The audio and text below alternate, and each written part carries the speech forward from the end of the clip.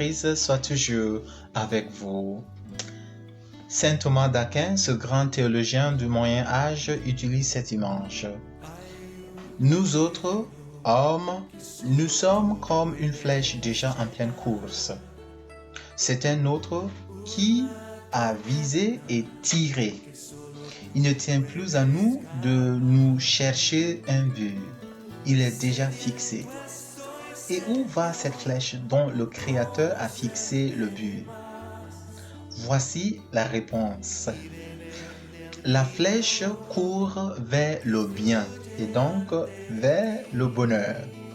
Dieu et le bonheur d'être auprès de lui répondent à l'aspiration la plus profonde de l'homme.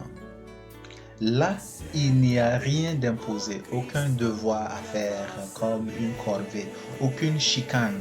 On n'a pas à serrer les dents. De même que le ruisseau coule tout naturellement vers la mer, de même l'homme est en route vers Dieu. Cet enseignement sur les hommes se trouve dans la parabole de Jésus, une des paraboles de Jésus. Il est résumé en cette ligne d'une simplicité géniale. Le royaume des cieux est très exactement ce que nous cherchons au plus profond de notre cœur.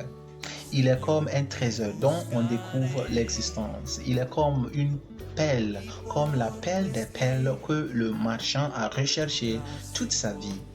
Si le marchand atteint son but, ce n'est pas grâce à sa ténacité, mais parce qu'il lui en est fait don. Toutefois, le royaume des cieux ne nous est pas jeté à la tête. Il faut s'investir personnellement, voire être prêt à tout sacrifier.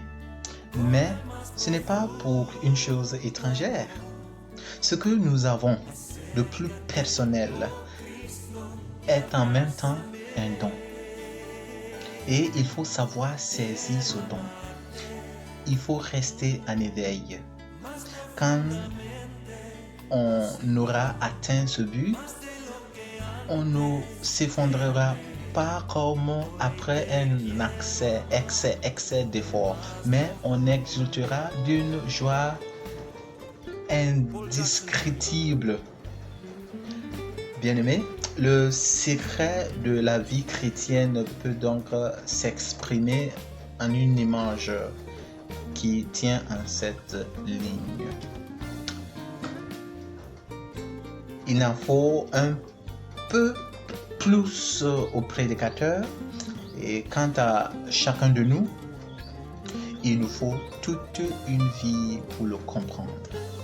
Que le Seigneur vous bénisse et vous comble de ses grâces au nom du Père et du Fils et du Saint-Esprit.